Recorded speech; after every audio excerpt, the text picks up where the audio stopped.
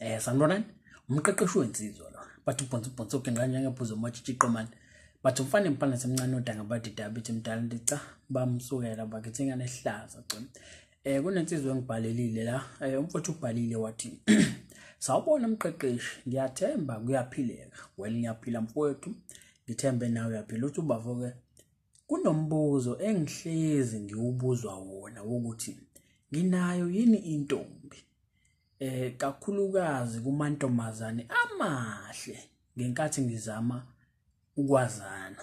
Okay, uthi ubavo-ke ngicela ungibonise indlela efanele yokuthi ngiwuphendula kanjani lo mbuzo ngaphambi kokuthi ngizimoshele amathuba wokuthi ngimwine, yabo. So wayivala lapho umfowethu uthini umfowethu ufuna ukwazi nje ukuthi uphendula kanjani iphi indlela efanele mangabe uhlangabezana nombuzo othini unayo yini intombi, yabona. So akugona kokuqala siwuphendula lo mbuzo kodwa ngithe anguphendule ukuze ngaso sonke isikhathi uzohlezi unjani urate mangathiwa mhlawumbe uyahlangabezana nesimo esikanje noma ekudingakala impendulo yawo lo mbuzo kube lula ukuthi uphendule, yabona. So uma intombazane ikubuza lo mbuzo kufanele uunderstand eqala ukuthi why ibuza lo mbuzo, yabona.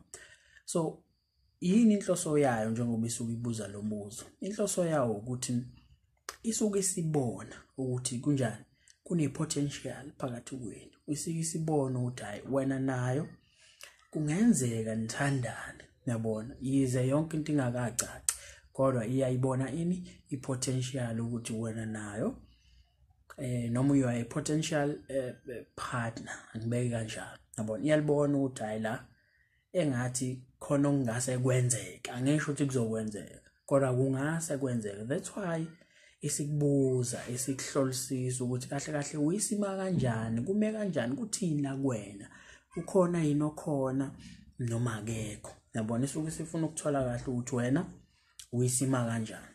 So that's why sikubuza ukuthi hayi unayo yini intombi, yabona. So mangathiwa ngiyakubuza-ke mina ukuthi wena njengoba ubuka le video mfowethu yiphi indlela ekufanele uphendule ngayo lo mbuzo. Ngabe kufanele uthi hayi mina nginayo intombi noma mhlawumbe kufanele uthi hayi nginayo intombi, yabo. So-ke I'm sure nawe uyakwazi mhlawumbe kunendlela ophendule ngayo kodwa-ke ngifuna siqaphelisise la yabona. Uma intombazane ithi nje kuwena unayo yini intombi, yabona. So-ke kufanele wenze njani? Iphutha elikhulu ongalenza ukuthini uthi awunayo intombi. Ngizokuchazela, yabona, ngizokuchazela khuleka, yabona. Into ekufanele uyi-understand kunalento ekuthiwa ama-attachment styles, mhlawumbe uyawazi, yabo. Kufike kube khona i-secure attachment style bese kuba khona i-anxious bese kuba khona i-avoidant namanye-ke abantu abawa-edayo-ke o-disorganized warawara, yabona. Kodwa nje lawo 3 engikwazi kahle, yabona. Ngifuna ukukuchazela lento ukuze uzo-understand. So uma kukhulunywa nge-secure attachment styles umuntu ongenankinga ne-intimacy lo, yabo, into noma indlela enza ngayo, yabona, uyazithemba ngaso sonke isikhathi, akasabi lutho, yabo, usecure, yabo. So i-attachment style yakhe leyo, yabona. Ngaze yakhe yiphi? Then eyesibili le i-anxious yilothi mhlambe ake sithi uyakufonela akakutholi, yabo, usiyaqala manje useyatatazela noma mawuthandana naye uhleze novalo lokuthi uzomshiya, uyabona nje ngaso sonke isikhathi uyacophelela, yabona. U-anxious i-attachment style yakhe leyo. Then bese kuba ne-avoidant, yabona. Lo i-avoidant umuntu onjani? Oxwayayo mangabe usosondela kakhulu kuyena kwezothando, yabona. So kube ngathi umphuca amandla akhe, yabo, kube ngathi umphuca amandla akhe, uzizwe powerless mangabe wena usondela kakhulu kuyena. That's why avoidant ngathi nje ngahlezi kunaleyo barrier phakathi kwenu ungasondeli kakhulu kuyena. So-ke akube kusalunga-ke kahle mangabe uwumuntu wena uhlandana nomuntu kanjalo ohleze engatholakali mangabe umdinga noma nje hleze keep i-distance phakathi kwenu, yabona. So ngithi angikuvezele lowo attachment styles uzo-understanda kahle. Akusho ukuthi mangabe uyilawo mhlawumbe uyi-avoidant noma uyi-secure i-anxious awukwazi ukushintsha. Uyakwazi uku-improve kuleyo attachment style okuyona. Mhlawumbe ma-avoidant ugcina usunguvela kuphi kwi-secure. Ngobani? Usufundile. So-ke nakhu-ke la ngiyakhona. Abantu abatholakala kakhulu kwimakethe yezothando. Yabona? Noma abantu abasingile. Ilethule. Abantu abanjani? Oshange avoidant ne-anxious. Yabona? Ngokocwaningo-ke kusho njalo. Thibona abantu abahlezi be-available kuphi kwimakethe yezothando. Yabona? Then lo secure akusho ukuthi akatholakala. But isikhathi esiningi bayidlanzana bancane kakhulu. Indaba phela nawe uyamazi umuntu osecure indlela enza ngayo izinto akanavalo. Yabona? So mangabe ngena kwi-relationship iyalasta lo relationship yakhe isikhathi eside. Ngiyabona? So the moment wena ke so abantu abaningi abahlezi be-available njengoba ngisho ukuthi between the two. Yabo? So mangabe ke isikubuza ke njengoba lapha yamfowethu wathi intombazane imbuzo ukuthi ke unayo yini intombi. So ingane ufuna ukubona phela ukuthi abantu besifazane banjani kwena bayasondela yini kuwena noma cha abasondeli. Yabona? Khona umuntu okwazi ukuthi uhlekisane naye noma cha uyisima kanjani. Ingabe mhlambe umuntu let's say oyipsycho. Yabo? Abantu abahlezi besingile ama-psycho abalast kuma relationship. Uba ne relationship manje boom after 3 months isiphelile. Yabo? Sebhekene. Yabo? Kanti kuyasiza ngempela ukubuza lo yambuzo ngoba kuyakusiza ekutheni umuntu understand noma umthole kangcono. Umgubhe kangcono ukuthi uyisima kanjani. Ukhumbuleka akusho ukuthi phela mangabe usingile kusho ukuthi hayi konke wrong ngayo cha. Yabo? Kodwa nje isikhathi esiningi abantu abasingile basuke be kanjalo. Uthola ukuthi ushange attachment style avoidant noma anxious noma uyipsycho. Mhlawumbe umuntu othi mhlawumbe uyabulala noma wenzani kodwa nje kusuke ukhona lokho kumenza ukuthi aqhele kuphi esifazaneni akalast kwi-relationship. Yabo? So mangabe kubuza ngithekeni ithi unayo yini intombi bese uthi wena hayi anginayo. Yabo? Izofuna ukuthola ukuthi why ungenayo intombi. Okokuqala nje ngeke izikholwe kalulu ukuthi wena unayo intombi. Wena wonke hayi ungenza isilimo namanga. Yabona? Yaqala sakuthemba ingane yabantu. Sekufanele uchaze ke manje ukuthi hayi anginayo intombi nkosazana ngiqinisile anginayo. Yabo? Nakhona izokukholwa kanzima. Let's say siyakholwa ke ingane cha ngempela unayo intombi. Izofuna ukuthola ukuthi why intombi ungenayo. Why wena abantu besifazane bengasondeli wena? Yini le wrong ngawe mangabe ikhona. Yabona? Then ke ilapho ke uthola ukuthi ke usuba nenkinga khona. Yabona? That's why impendulo efanele mfowethu uma intombazane ikubuza ukuthi unayo yini intombi noma ngathi wawunayo kufanele uphendule uthini uthi unayo. Yabona? Ngisho wazi kahle kamhlophe wena ukuthi awunayo. Yindaba ukuthi unayo intombi. Mhlawumbe izokubuza phela ukuthi awu yini kanti ekufuna kumina mangabe wena unayo intombi. Yobe usumchazela ke nawo usumgoqa. Umtshele nje ukuthi ukube kuthiwa ngijabule la ngikhona engabe angikho la kuwena. Uyabona?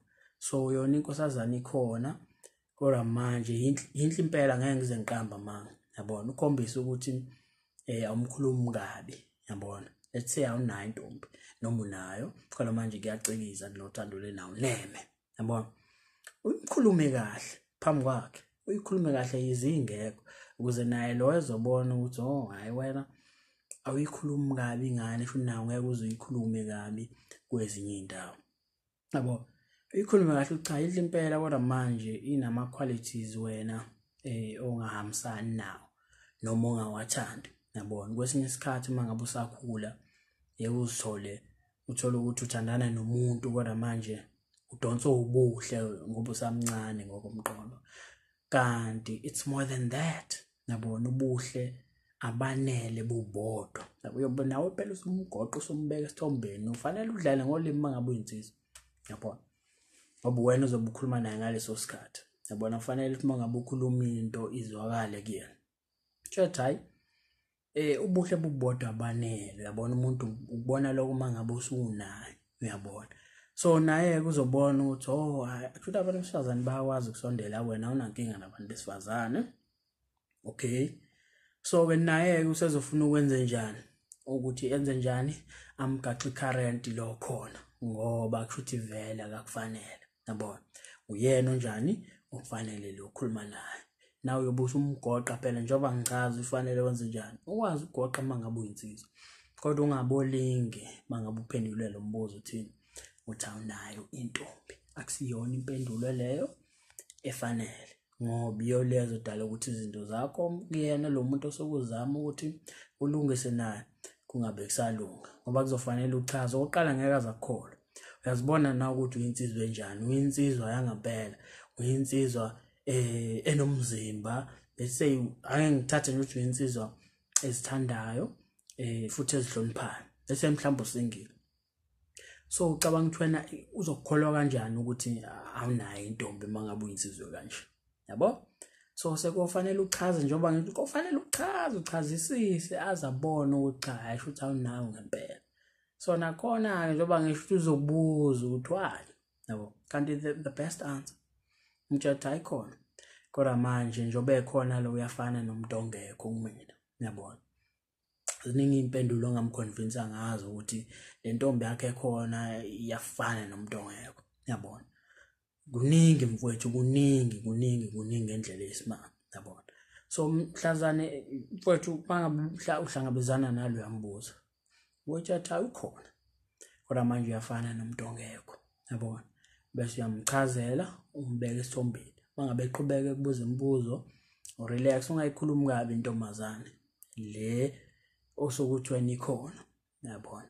Noma ngathiwa ayikho kodwa ungabe uyikhuluma kabi. Umuntu ungabe umkhuluma kabi nje ngoba phela nalo osukelalela omkhuluma kabi yena kufana nomuntu mangabe ukhuluma ngomunye. The moment umkhuluma kabi lo uyanotha down lo ukuthi wena uyinkinga yomuntu, yabo.